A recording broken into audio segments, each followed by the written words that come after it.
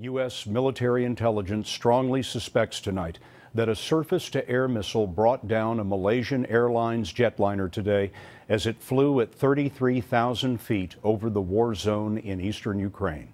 Flight 17, with 295 people on board, crashed near the Russian border, where pro-Russian Ukrainian rebels are battling to break away from Ukraine.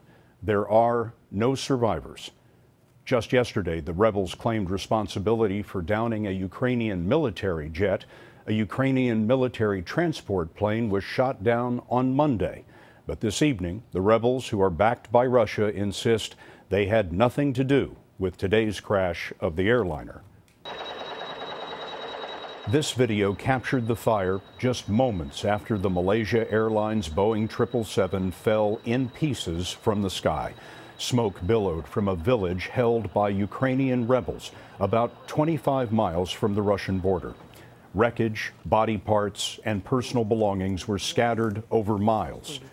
Flight 17 took off from Amsterdam at about 6:30 Eastern Time this morning, bound for Kuala Lumpur, Malaysia. Less than 4 hours into the flight, it disappeared from radar. The 295 people on board included 280 passengers and a crew of 15.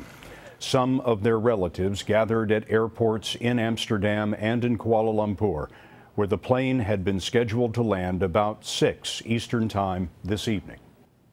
We have a team of correspondents covering this rapidly developing story. First, we'll go to National Security Correspondent David Martin at the Pentagon. David?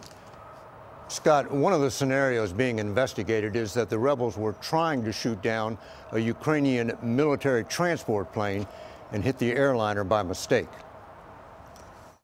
This is the missile system the Ukrainian government says shot down the Malaysian airliner. It is a sophisticated weapon composed of radars, command vehicles, and missile launchers. Not a weapon a rebel army like the separatists in eastern Ukraine would be expected to own or be able to operate. But it is listed as being in the inventory of the Ukrainian military. It is possible a unit, along with its operators, was seized by the separatists when they overran Ukrainian military bases. It could also have been fired by Russians, either operating inside eastern Ukraine or from their own territory. It is made by a Russian company which has advertised its capabilities with this animation showing how it could shoot down what looks like an American F-35 jet fighter. A much more difficult target than an airliner.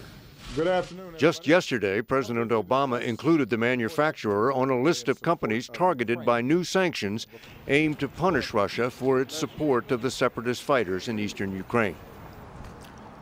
Analysts are still going through a mass of data collected by radars and satellites and expect to be able to pinpoint the exact location from which the missile was fired. David, thank you.